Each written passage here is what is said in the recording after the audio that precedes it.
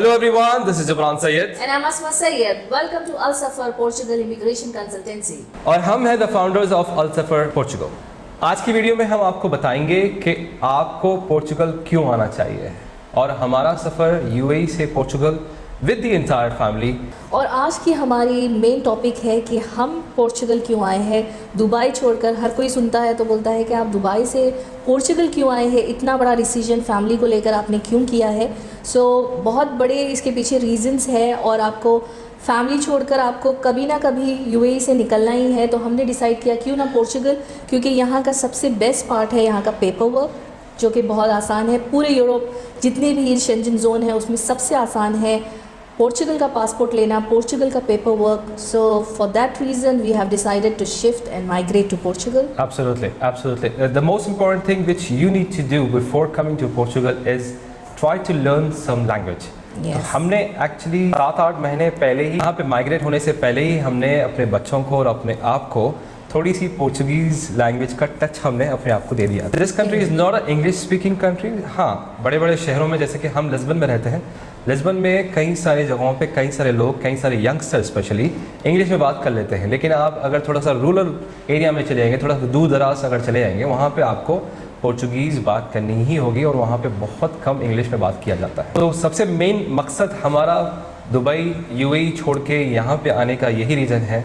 हमारी पूरी फैमिली ने ऑलमोस्ट 35 इयर्स, मेरे बच्चे वहाँ पैदा हुए, मेरा पूरा टीनेज वहाँ पे गुजरा, काफ़ी टाइम से हम वहाँ पे रहते हैं। लेकिन अब देखें, 2 नस्ल सेकेंड जनरेशन वहाँ पे पैदा हुई, लेकिन उसके बावजूद भी हमें at the end it's our country. Actually हमारी पैदाइश वहाँ पे हुई, बहुत सारा टाइम हमने वहाँ पे स्पेंड किया और मैं दुबई से यूएई से बहुत ज़्यादा मोहब्बत करता हूँ। लेकिन सिर्फ एक ही ड्रॉबैक है और एक ही जो प्रॉब्लम है वो वहाँ पे पेपर नहीं मिलते हैं, वहाँ पे पासपोर्ट नहीं मिलता है, वहाँ पे आपको कोई भी इस किस्म की इमिग्रेशन बेनिफिट्स नहीं मिलती हैं। अगर खुदा ना खास्ता मेरा बिज़नेस बंद हो जाता है या फिर मेरा जॉब चले जाता है तो मुझे वापस बैग पैक करके हैदराबाद इंडिया वापस जाना पड़ेगा। तो वही चीज़ को अवॉइड करने के लिए हमने डिसाइड किया, और एज भी है, अभी यंग है। यही हमारा जो बिज़नेस था, बॉम्बे में भी हमारा फोर्ट पे मेरे फादर का भी consultancy and travel agency, he same business हमने यहाँ पे शुरू किया है। यहाँ पे हमने इमिग्रेशन कंसल्टेंसी शुरू की। थोड़ा सा अगर आपको ट्रैवलिंग से रिलेटेड अगर आपका दिमाग है तो ट्रैवलिंग, हमने पोर्चुगल के बारे में बहुत ज़्यादा रिसर्च की है। और जब भी आप भी ये डिसाइड कर रहे हैं कि आप माइग्रेट हो, कि आप यही चाहेंगे कि जो कंट्री में आप माइग्रेट हो रहे हैं वहाँ पर क्या बेनिफिट्स है, एजुकेशन सिस्टम कैसा है, बच्चों के लिए कितना सेफ़ है, फैमिली के लिए कैसा है, ये सारे दिमाग में आपके सवाल होते हैं। यूएस, यूके, कनाडा, हर जगह लोग शिफ्ट हो रहे हैं, लेकिन वहाँ का भी पेपर वर्क इतना सिंपल एंड ईजी नहीं है जितना पोर्चुगल का है। जी, बोल्ड स्टेप हमने लिया है, बिज़नेस छोड़ के, जॉब छोड़ के। I was working for Dubai holding Tecom, उसके बाद मैं लास्ट मेरा जॉब एमआर में था, एमआर प्रॉपर्टीज़ में था, और अच्छी पोजीशन थी, अच्छी सैलरी थी, हर चीज़ वहाँ पे सेट हुई हुई थी। मेरी पूरी फैमिली वहाँ पे रहती है, ऑलमोस्ट हमारा 90% ख़ानदान यूएई में रहता है। लेकिन मकसद और रीज़न हमने लिया यही रीज़न से, बच्चों के लिए। यस, ब्रांच डालना था यहाँ पे पोर्चुगल में, इमिग्रेशन वाला ब्रांच ऑफिस डालना था। वो तो एक छोटा सा हिस्सा है, लेकिन सबसे मेन रीज़न हमारा यहाँ पे मूव होने का, हर चीज़ को छोड़ के यहाँ पे आने का रीज़न यही, बच्चों के लिए। हमने सिर्फ ये कदम उठाया है अपने बच्चों के लिए, अपने आने वाली उनके मुस्तकबिल के लिए किया हमने। बिल्कुल बिल्कुल। और पोर्चुगल सबसे ईजीएस्ट कंट्री है फॉर लिविंग, सबसे सस्ती कंट्री है विद इन यूरोपियन यूनियन। इन सब कंट्रीज़ में सबसे सस्ता खाना, सबसे सस्ता घुमाना, ट्रैवलिंग, और यहाँ पे सबसे सस्ता, जी, सबसे सस्ती अकोमोडेशन। इन सब यूरोपियन कंट्रीज़ में सबसे सस्ती अकोमोडेशन है। वो बात अलग है कि बहुत ज़्यादा मुश्किल है और काफ़ी ज़्यादा सर्च करना पड़ता है आपको अपना घर ढूंढने के लिए।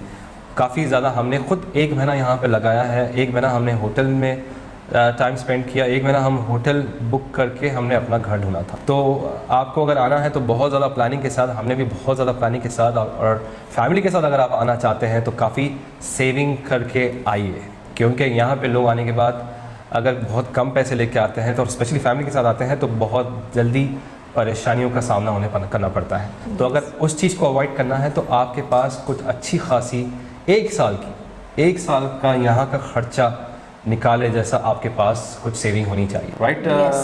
हमदान? यस, सबसे अच्छी बात यहाँ पर ये है कि काफ़ी सारी अच्छी बातें हैं, सबसे अच्छी बात बताने की नहीं है, लेकिन वेदर बहुत अच्छा है। जैसे आप कनाडा जाते हैं, बहुत ज़्यादा आपको शदीद सर्दी का सामना करना पड़ता है, वहाँ पर आइस होती है और मतलब माइनस बहुत में ठंडा चले होता जाता है, है, बहुत ज़्यादा बहुत ठंडा ज़्यादा होता है। माइनस, लेकिन यहाँ पर ठंडी भी है, गर्मी भी है, 2 मंथ्स यहाँ पर समर रहता है, सनी वेदर होता है, जिसकी वजह से आपको मतलब एक गर्मी ठंडी महसूस होती है और वेदर काफ़ी प्लेजेंट होता है, हमेशा क्लाउडी, हमेशा सनी और हमेशा हवाएं चलती है, तो वेदर के लिहाज से भी आइडल, एकदम वेदर आइडल वेदर है। Yes. धूप निकली हुई है लेकिन नीचे माशाल्लाह ठंडी ठंडी हवाएं, कूल ब्रीज, और शाम में माशाल्लाह काफ़ी ठंडा हो जाता है। समर हमें एक्चुअली काफ़ी सारे लोगों ने डराया था यहाँ पे कि समर एक्चुअली बहुत ज़्यादा, हमने बोला हम दुबई से आए हैं, 55 डिग्रीज हमने एक्चुअली वेदर देखा हुआ है बचपन से, तो अगर 30 तक भी पहुँचता है, 35 तक भी पहुँचता है तो हमें कुछ फ़र्क नहीं पड़ेगा। तो शायद हमने 38 तक 38 ये समर में हमने 38 तक मैक्सिमम पहुंचा है। एक्सपीरियंस किया है हमने। लेकिन ये बात है कि यहाँ की गर्मी जो होती है एकदम चुभने वाली गर्मी होती है, सन काफ़ी सामने और UV करीब है rays, यहाँ पर, जी। तो बहुत ज़्यादा धूप जो है वो चुभने वाली धूप होती है, ये तो बात है, लेकिन वो बहुत कम टाइम के लिए बहुत ही है। कम टाइम के लिए। और सर्दी में भी वेदर माइनस पे नहीं जाता है, मैक्सिमम यहाँ पर 1 या 2 डिग्री तक जाता है, तो वो भी आप मैनेजेबल है, इतना ज़्यादा इफेक्ट नहीं होता है। Absolutely. तो वेदर के लिहाज से भी बहुत अच्छा है। एंड ग्रॉसरी, स्पेशली ग्रॉसरी, अगर आप हमारे 4 बच्चे हैं, फैमिली की ग्रॉसरी की बात करें तो वो भी काफ़ी रीज़नेबल है और बहुत ज़्यादा आपको हलाल खाने यहाँ पर मिल जाते हैं। अगर मुस्लिम्स हैं तो Yes. मुस्लिम्स के लिए भी यहाँ पे बहुत सारे ऑप्शंस हैं, हिंदूज़ हैं तो उनके लिए भी, नॉन मुस्लिम्स अगर हैं तो उनके लिए भी बहुत ऑप्शंस हैं। स्पेशली अगर मुस्लिम्स हैं तो क्योंकि उनके लिए गोश्त वगैरह हलाल बहुत ज़रूरी है, तो यहाँ पे बहुत सारे हलाल गोश्त मीट शॉप्स हैं यहाँ पे, उसकी कोई कमी नहीं है। अच्छे अपने इंडियन, पाकिस्तानी, बंगाली, नेपाली रेस्टोरेंट्स बहुत सारे हैं और काफ़ी लजीज हर किस्म का खाना मिल जाता है। गोलगप्पे जिसको पानी पूरी कहते हैं, हमारे हैदराबादी ज़बान में इसको गच्चुक कहते हैं, गोलगप्पे भी जो है माशाल्लाह यहाँ पे मिल जाते हैं, तो चीज़ों की कोई कमी नहीं है। हम खुद, हमारा एक दूसरा चैनल है जिसका नाम है दो इंडियंस, जहाँ पे हम फूड ब्लॉगिंग करते हैं। हम एक्चुअली फूड ब्लॉगर्स भी हैं, तो हमने शुरू में और आज जब से हमने कई सारी ब्लॉगिंग भी की है, फूड ब्लॉगिंग की, तो खाने पीने की कोई कमी नहीं है। और अगर मुस्लिम है तो उनके लिए मस्जिदें भी हैं, नमाज के लिए मस्जिदें, बहुत सारे मस्जिदें हैं। आज के वीडियो में हम सिर्फ आपको पोर्चुगल के बारे में बताएंगे कि आपको पोर्चुगल आना क्यों है, पोर्चुगल आने के बेनिफिट्स क्या है, पोर्चुगल आने का मकसद क्या होना चाहिए आपका, और पोर्चुगल कौन कौन आ सकता है और किसको आना चाहिए। एग्जैक्टली और हम यहाँ पर क्यों आए हैं, हमारा यहाँ पर आने का क्या रीज़न है, और यहाँ के ऐसे क्या बेनिफिट्स है जो आपको बच्चों के साथ यहाँ पर आपके काफ़ी सारे फ़ायदे हैं। यूएई में हम इतने साल रहे हैं, 4 बच्चों के साथ एजुकेशन काफ़ी ज़्यादा महंगी है और बहुत ज़्यादा मुश्किल है। सिंगल अगर फादर अगर वहाँ कमाते हैं या दोनों पेरेंट्स भी अगर वहाँ पर जॉब करते हैं तो आप इतना अफोर्ड नहीं कर सकते कि चारों बच्चों को स्कूलिंग कराए। यहाँ की सबसे अच्छी बात हमें ये लगी है कि यहाँ पर schooling completely free, education is completely free, और बहुत सारे ऐसे बेनिफिट्स हैं। यहाँ का इंश्योरेंस, मेडिकल इंश्योरेंस फ्री है आपके लिए, और घर का रेंट बहुत कम है, ग्रॉसरी बहुत कम है, तो ये सारी चीज़ें मद्देनज़र रखते हुए हमने तो शिफ्ट किया। दूसरे यूरोपियन कंट्री से अगर आप कंपेयर कर रहे हैं तो डेफिनेटली पोर्चुगल का रहन सहन और कॉस्ट ऑफ लिविंग काफ़ी कम है। आज भी महंगाई हो रही है, महंगाई बढ़ रही है, कोई दो राय नहीं है कि महंगाई बढ़ रही है यहाँ पे। जैसे रेंट वगैरह भी यहाँ पे बढ़ रहे हैं, जैसे 2 बेडरूम का अगर अपार्टमेंट जिसमें अटैच वॉशरूम वगैरह हर चीज़ अगर आपको मिल जाता था 800 में, और वही सेम चीज़ आजकल 1200 तक मिल रही है। यस, क्योंकि यहाँ पर भी टाइम होता है, जैसे अगर आप टूरिस्ट वाले टाइम पे आते हैं, यहाँ पर बहुत सारे ऐसे जो जितने भी करीब के लोग हैं यहाँ पर छुट्टियाँ मनाने आते हैं, उस टाइम पे काफ़ी ज़्यादा यहाँ पर महंगाई बढ़ जाती है। लेकिन नॉर्मल टाइम पे जब आप आते हैं, दिसंबर से मार्च तक जब आप इस तरफ आते हैं, तो यहाँ पर रेंट्स कम होते हैं, थोड़ा सा हर चीज़ सस्ती होती है बाकी टाइम के कंपेयरिंग में। और बस ये, और पासपोर्ट की वैल्यू यहाँ पर वर्ल्ड के 5th रैंक पे यहाँ का पासपोर्ट आता है, बहुत स्ट्रॉन्गेस्ट पासपोर्ट है पोर्चुगल का। वर्ल्ड पीस इंडेक्स के हिसाब से पोर्चुगल टॉप 7 सेफेस्ट कंट्री के अंदर शामिल है। एंड आप 187 कंट्रीज वीज़ा फ्री ट्रैवल कर सकते हैं पोर्चुगल के पासपोर्ट पे। एंड ये बहुत अच्छी बात है कि अगर आपके बच्चों के पास पोर्चुगल का पासपोर्ट हो तो उनके पास कोई बाउंड्री नहीं है, वो कहीं भी जाके अपने फ्यूचर में कहीं भी जहाँ भी उनको पसंद आता है वहाँ जाके वो सेटल हो सकते हैं। तो हमने 1 साल पहले यूएई से यहाँ पे माइग्रेट किया है बच्चों के साथ और पूरे परिवार के साथ, और हमें कोई तकलीफ़ नहीं हुई और हमने ईजीएस्ट ऑप्शन और सबसे सस्ता ऑप्शन अपनाया था। कई सारे वीज़ा ऑप्शंस हैं यहाँ पे, जैसे कि D7, D2, और हमने जो ऑप्शन लिया है वो है शेंजन वीज़ा। हमने शेंजन वीज़ा अपना लेकर पूरी फैमिली के साथ आके यहाँ पे हमने फ़ाइल लॉक की है, जिसको कहते हैं safe entry. Safe entry official तरीके से कहते हैं, लेकिन यहाँ पे हर कोई फ़ाइल लॉक कहता है उसको। उसके बाद आपको फिर निफ़ का नंबर लेना होता है। सबसे फर्स्ट चीज़ आपको जो शुरुआत में आपको ज़रूरत पड़ती है यहाँ पे आने के बाद, जिसके बाद आप आधे पोर्चुगीज़ हो जाते हैं, वो है निफ़ नंबर, जिसको फिस्कल नंबर भी कहते हैं। यहाँ का जो टैक्स नंबर होता है निफ़, NIF, निफ़ नंबर आपका मिलने के बाद it's a very unique number जो आपको एक ही बार मिलेगा अपनी ज़िंदगी तमाम, आपके पास वो एक ही नंबर रहेगा। और कहीं पर भी आप ख़रीदारी करते हैं, कहीं पे भी आप घर ख़रीदते हैं, कोई भी चीज़ करते हैं, तो ये नंबर आपको देना होता है, तो जिससे आप के टैक्स के अंदर बेनिफिट्स होती है। यस, अब हम इसके ऊपर आपको एक इंडिविजुअल वीडियो बनाएंगे, कैसे आप अपना निफ़ बना सकते हैं, कैसे आप अपना निस बना सकते हैं, फाइल लॉक के लिए आपको क्या क्या डॉक्यूमेंट्स की ज़रूरत है, निफ़ बनाने के लिए आपको क्या क्या चीज़ों की ज़रूरत है और कहाँ पर आप बना सकते हैं। ये सारे हम डिटेल वीडियोज़ आने वाले फ्यूचर में हमारे वीडियोज़ में आपको बताएंगे। तो अभी तो ये इंट्रोडक्शन वीडियो है जिसमें हम हमारा एक्सपीरियंस, हमारा रीज़न और हमारे जो मेन पॉइंट्स थे यहाँ पर शिफ्ट होने के, उसके बारे में बात कर रहे हैं और आपसे शेयर कर रहे हैं हमारा एक्सपीरियंस यहाँ का कैसा है। तो आगे आने वाली वीडियोस में काफ़ी लर्निंग वीडियोस होंगी, जिसमें आपको कंप्लीट प्रोसेस, स्कूलिंग के बारे में, पेपर वर्क के बारे में और जो भी आपको चीज़ें पता करनी है जो यहाँ पर आने से पहले, वो सारी हम डिटेल में वीडियोस बनाएंगे। तो बने रहिए हमारे चैनल के साथ हमेशा। यूएई से अगर आप आना चाहते हैं तो आप शेंजन वीज़ा लेके आ सकते हैं, या D2 वीज़ा लेके आ सकते हैं, या D7 लेके आ सकते हैं। D2 visa is a startup visa, जहाँ पे एंटरप्रेन्योर्स या फिर फ्रीलांसर्स या फिर कोई एक एग्जिस्टिंग रनिंग कंपनी जो यहाँ पे ब्रांच डालना चाहती है, वो लोग आ सकते हैं। The process is quite easy compare with UAE. जैसे अपने पास ट्रेड लाइसेंस के लिए और पेपर वर्क के लिए बहुत ज़्यादा पैसा लगता है, उतना पैसा यहाँ पे नहीं लगता है। बहुत ही सस्ते में, आधे से आधा, लिटरली यूएई के जो प्राइसिंग है उसके आधे प्राइस में यहाँ पे आपकी कंपनी स्टैब्लिश हो जाती है। ये सिर्फ सब चीज़ें हमारी कंपनी करती है, आपका निफ़ बनाने से लेके, आपका सोशल सिक्योरिटी बनाने से लेके, आपकी फ़ाइल लॉक करने से लेके, आपका कंपनी फॉर्मेशन तक हम आपका साथ देंगे। अगर आपका पेपर ट्रांसलेट करना है, आपकी नोटरी करानी है, आपके पेपर्स को लीगली अटेस्टेशन करना है, चाहे यूएई से, इंडिया से, कहीं से भी, आपका पीसीसी करना है, आपको अगर यहाँ का अपॉइंटमेंट लेना है एम्बेसी का, या हमारे ऑफिस में ये सब चीज़ों की फैसिलिटी होती है। यस, तो ये सारे पेपर वर्क हम यहाँ पर करते हैं और बहुत सारे ऐसे लोग हैं जो बहुत ज़्यादा कंफ्यूज होते हैं यहाँ पर आने के बाद।